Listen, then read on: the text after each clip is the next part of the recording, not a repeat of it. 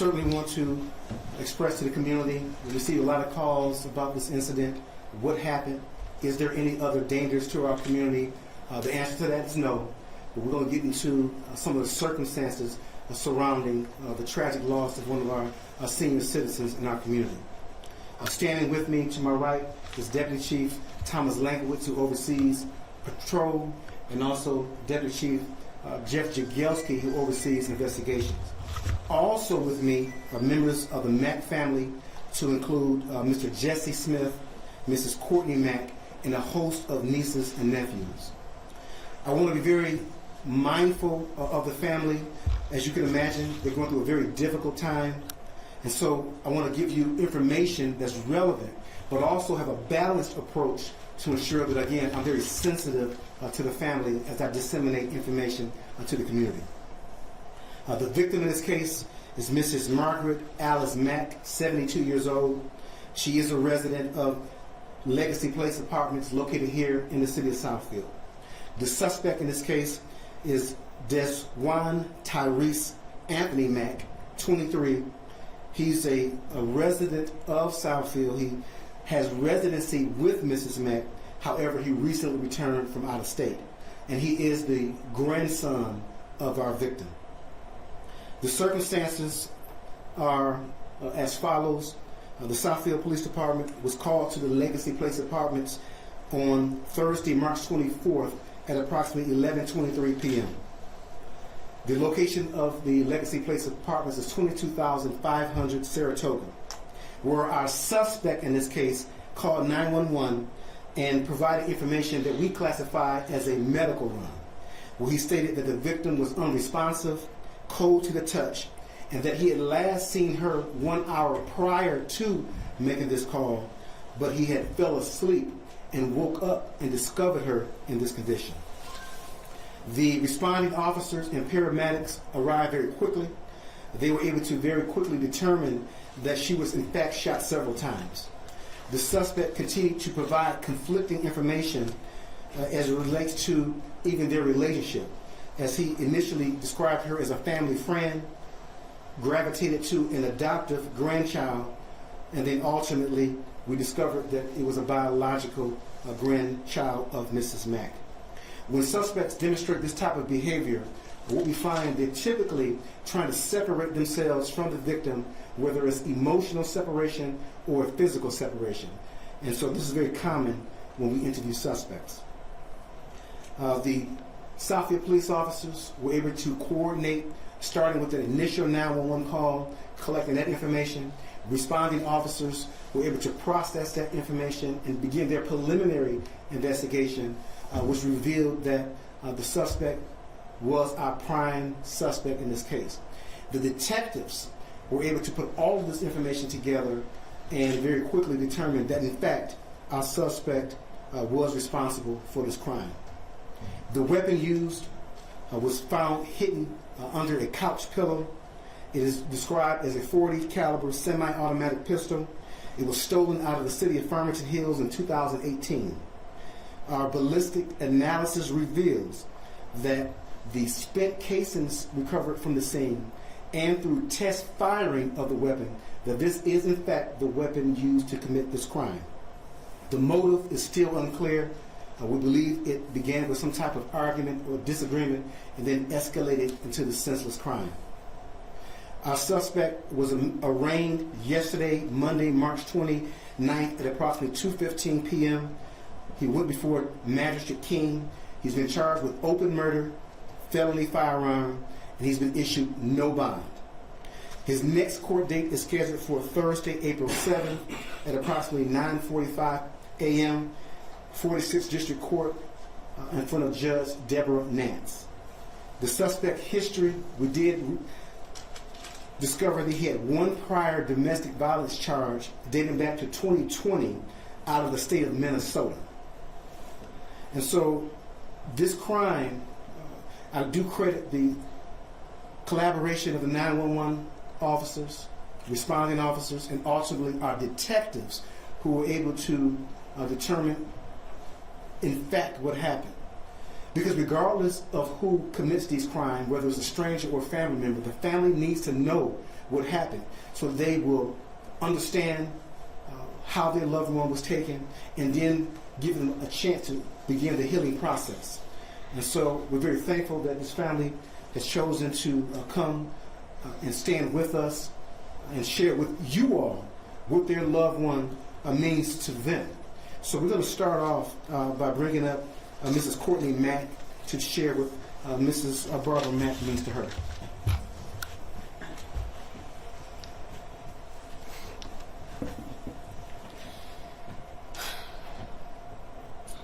Take your time.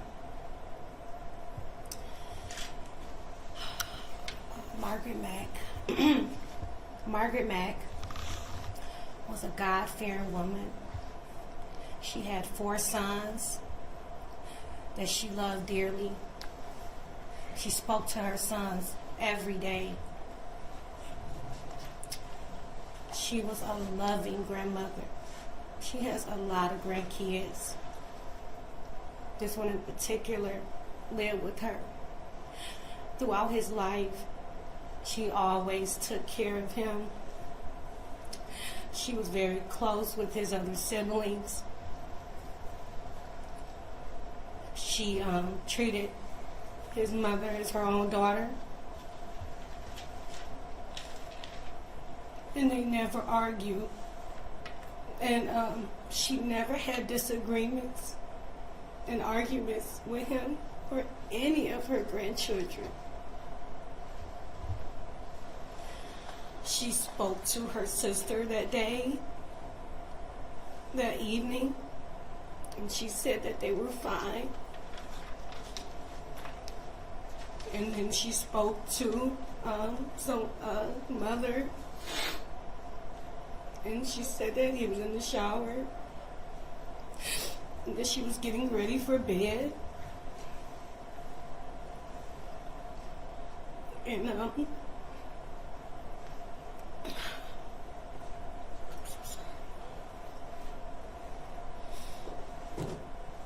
her whole family does not understand. It's like a nightmare, and they don't understand.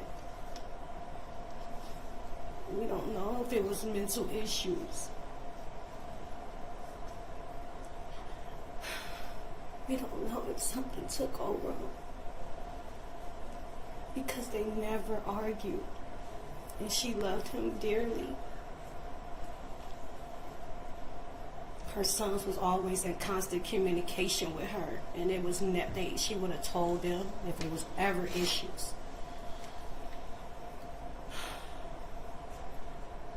So many people loved her, and I just I'm asking that if anyone knows the family and definitely knows her sons, to just stand around them during this time, and they need the support. Because they are baffled and does not understand.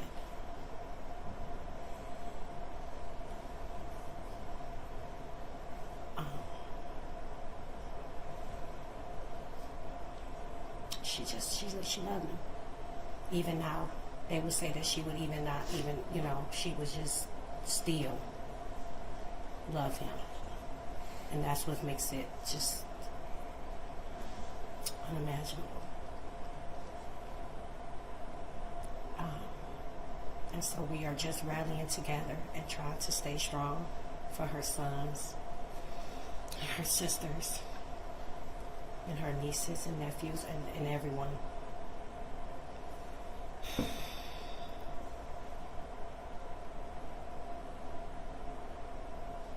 And that was it. She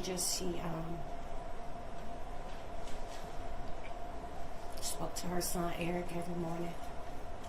He got up out every morning. It was like clockwork. Every morning, I knew that's who he was on the phone with. At least 30 minutes going throughout their day.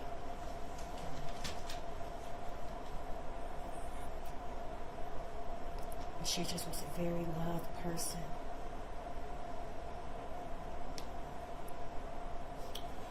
And she could dress. And everything had to be right. It was like meticulous, and she just loved that. And she always had an open door for all of her grandchildren. If anybody needed anything, they could come to her. And that's why he was able to come. It was with open arms. If there's ever an issue, you got to come back home. Come on back. We're here for you.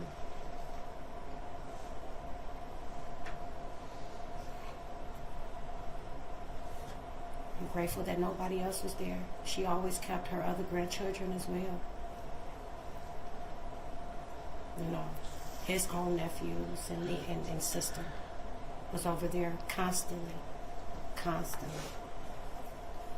throughout the days.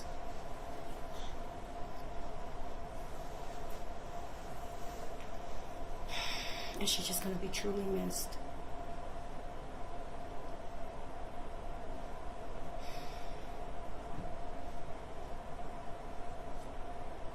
Thank you. Thank you. So we're going to hear from another relative.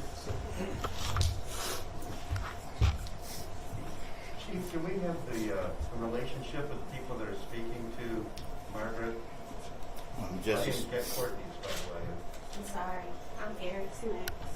This her son's wife. His wife. She was your mother-in-law? Yes. Okay. Ma'am, can you step up to the And mic I'm and say and speaking spell your on name? behalf of Eric Mack. Can you step up to the mic and say and spell your name for us? Please. Okay. Courtney, Courtney. And then do Mack, Mack. And I'm Eric's wife, and that is her son. Jesse is her oldest, and then Eric is the third. She has 4 sons.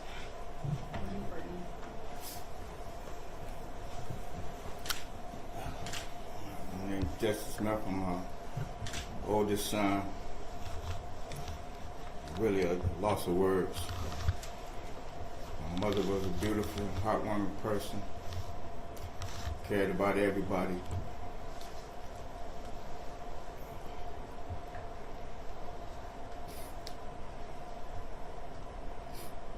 She just didn't deserve this.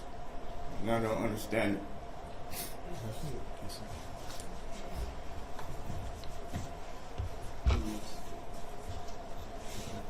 So I do appreciate our media friends allowing the family to share some of their heartfelt feelings about Mrs. Margaret Mack, certainly a beloved member of this community. And our hearts, our prayers will stay with the Mack family during this difficult time. So at this point, I open up the floor for any questions from any of you. First of all, I'm incredibly sorry for your heartbreaking loss. Appreciate you sharing your story. I know that you said that she kept all the grandkids in the house all the time, but none of them were there. What was the relationship between maybe Juwan and the other grandkids, and do you think that could have been enough to stop what he was going to do, if they were?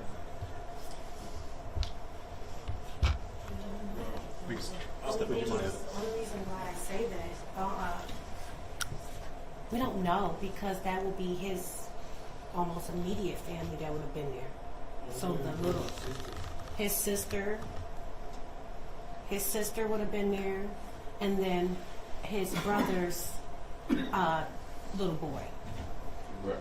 So that would be her great grandchild. She always kept them, or they was over there. And that would be his brother and mother, you know what I'm saying? That would have been his part of that family.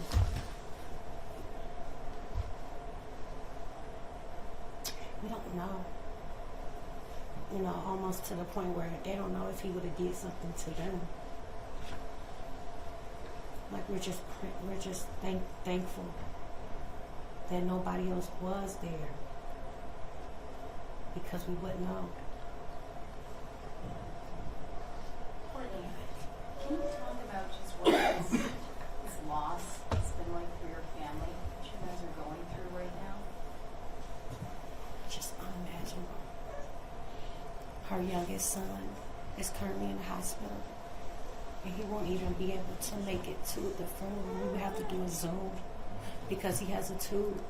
He's talking to the doctors like, I got to get out of here, and they're like, we don't even know if you'll make it. He was just on a ventilator. He just had pneumonia. She just spent the whole week with him. And in Ann Arbor, the hospital, they have a hotel inside. And that's his son. You know what I'm saying? So his dad has been in the hospital. His dad has been in the hospital, fighting for his life. And he's just now getting a lot better to the point where he's in a room. But before he was in ICU, he was on a ventilator. She had to stay up there for a whole week.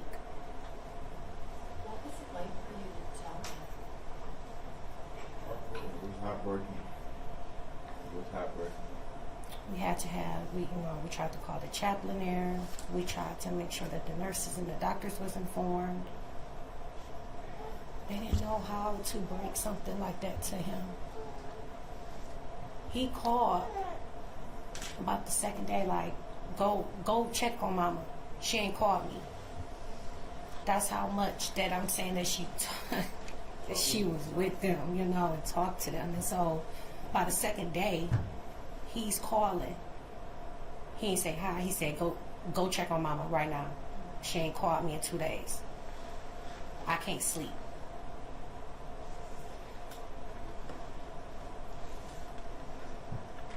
We said a prayer before we went in, and luckily, he took it as right. He took it pretty good, to the fact where they didn't know if he was going to have a heart attack. You have to tell someone that your mother is gone and that your own son did it, and he doesn't understand. He said, why? He said she did everything for him. All through middle school, all through high school, he lived with her. Had all the gang systems in the room, anything that he wanted. Like Eric said one time, she wouldn't even help pay his phone bill because she had to pay his. Oh no, his phone got to be on. You got to get your own stuff. That's what kind of grandma, she did everything. That's what they said. It's mind-boggling that someone that close and that you knew loved you.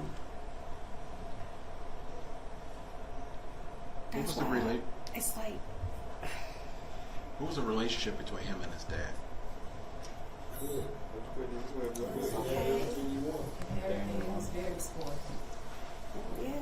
It was always in his life. Always in his life. Always in his life. Chief, if I may, we were talking last week just about the troubling increase in abuse against the elderly. Here you have a vulnerable older woman. Now her grandson is accused of murdering her. Can you talk about kind of what you're seeing when it comes to senior abuse and elder abuse and unfortunately cases like this? Yeah, and so we do in law enforcement track nationally any instances of elder abuse. And so that abuse expands to not just physical abuse, there's emotional abuse, there's psychological abuse, financial abuse. And so all these crimes are perpetrated against our elderly, again, on a national basis. So that's something we got to continue to monitor. We ask for family members, such as this lovely family here, to pay attention to these signs and alert law enforcement if you see anything that may be suspicious as relates to elder abuse and these types of crimes. In this case, it seems like they had a pretty loving relationship, at least on the surface. It seemed pretty healthy and loving. Is there anything just personally you can say, now that we know who this is and we're learning more about the victim? I mean, it's just such a senseless crime. This woman was opening her home to her grandson and did everything for him. And as you described it, it really makes no sense. When we interview the suspect, he's not being forthcoming as it relates to why this happened. And certainly, again, we continue to work with this family, being mindful, again, of their concerns. and try to keep them updated as best we can with the process of the investigation. And a lot of this information will play out if this evolves into a trial, and maybe we'll get to know a little bit more about his mindset. And certainly there will be a chance for, through the process, to do some evaluations of him to ensure of his stability, mental stability. But this really makes no sense why a 23-year-old would harm not only an elderly, but their own grandparent, who this family described as a loving grandmother who's done pretty much everything a great grandmother could do for them. Starting to college. Come on up. Some say like, well, why is he doing this? Why is he doing this? Well, he went off. He was a normal kid, but till he went off to college, and when he returned from college, this was what we got. Him and his brother left together. They was all straight A students, playing sports and everything.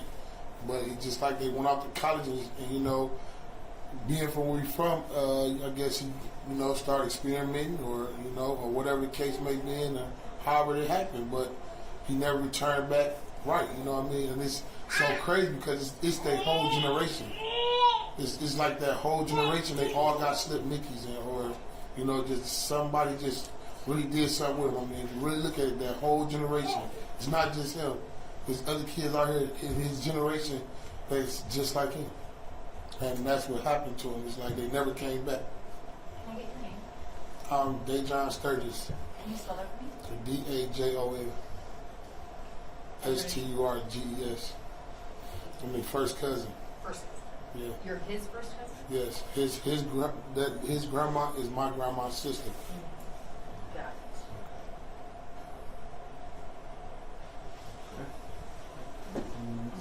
Chief, Yes, ma'am. what about Dewan's mother? Is she in the picture at all? Yes. Yes. Yes. She's in the picture. She was over there all the time. She did a lot for Miss Mack. When I tell you that she's been in her life since she was 12 years old. Anything that she needed, she was always over there, always going to the grocery store, always helping her out. That's why her daughter, her youngest daughter, was always over there. And that is why her grandchild, the little boy, was always over there, because they all was intertwined. They all was. She looked at her as a second mother. She did any and everything for her. You know, she said, you know, she said, I don't understand. She's talking to the dad, and they're on the phone, even though he's in the hospital, and they're trying to talk and trying to figure out, why did our son do this? He keeps saying he was adopted. She said, I have birth certificates, and he said it years ago. I think I'm adopted. And she told him, that's crazy. You're not. I'm your mother, honey, and that is your dad. You look just like all of your siblings, and you look like your dad. You look like their granddad.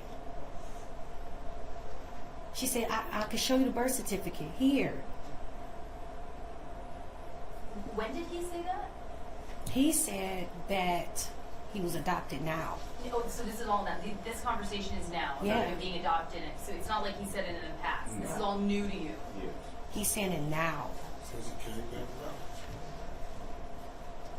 And she said, I'm telling you, this is crazy. I have a birth certificate. Nothing like that has ever happened.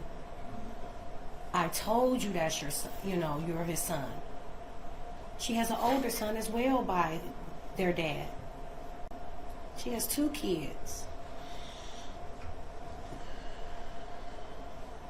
She even sent me something. You know, she said that that it was definitely not a domestic violence situation. She said he never raised his voice at her. They never had an argument. And that she had just spoke with her. They have a Ring camera that was in her other room, and she said she had access to that. She would get on the live thing and say, Miss, you know, Mom, you going to sleep? And she'll wave her hand. She said, okay, good night. I'll talk to you tomorrow. She said, every day I got off work at 5 o'clock, I called. She called Friday, and she did not answer. She did not understand. She said, why is she not answering the phone? She said, I talk to her every day when I get off work. Can I respectfully ask why he was living with her? It seems like you have a big network of families. He was back and forth, so they don't know. Because he was in Milwaukee, or he was in Minnesota, and so then he just like randomly came back. And that's what we were saying, like, well, if you was in school, you had a problem there, they, kicked you off the campus or whatever, why didn't they notice the family or anything if it was a problem? Because him and his brother came back, they left at the same time, and he came back at the same time with the same issue. His brother's just like that. And when did they come back? I'm not sure. No, I'm not sure about that. But what I'm saying is right now he just recently came back. Got it. He just recently came back. So he had did the whole school thing, left, came back, went back, and then he had a child there with someone. So he had a child. So he's there. He's living there, and then all of a sudden he just randomly comes back. So he has one kid? Little girl. Little girl? He randomly just came back a month ago. So they're talking family. They like, what are you doing back here? What are you doing? I don't know. So he going from house to house. He was with the mother. He was with the uncle on her side. But he always gravitated back to the grandmother because that's who he was. That's what I'm saying. That's who he lived with all the time.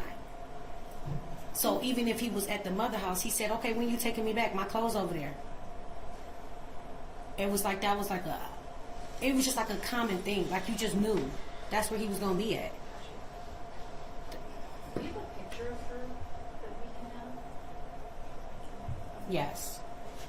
Well, I have it in my phone. I don't know how to do it. After this, I can text you. Okay.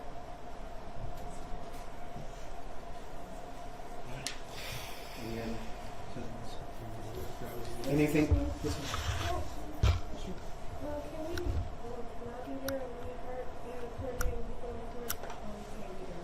No, the court's open to the community. So any of these court dates, you're free to attend. When was that court date again? So the next court date is scheduled for Thursday, April 7th, 9:45 a.m. at 46th District Court in front of Judge Nance. So any more questions from our media? All right, so thank you all for being here and allowing this family again to express their sentiments for their loved one. Chief, he acknowledged he made the 911 call. Yes, sir. Yes, sir. Yes, ma'am. Excuse me, just double checking with you, sir. You said your last name is Smith? Smith, yes. Thank you. Okay. Thank you. Thank you.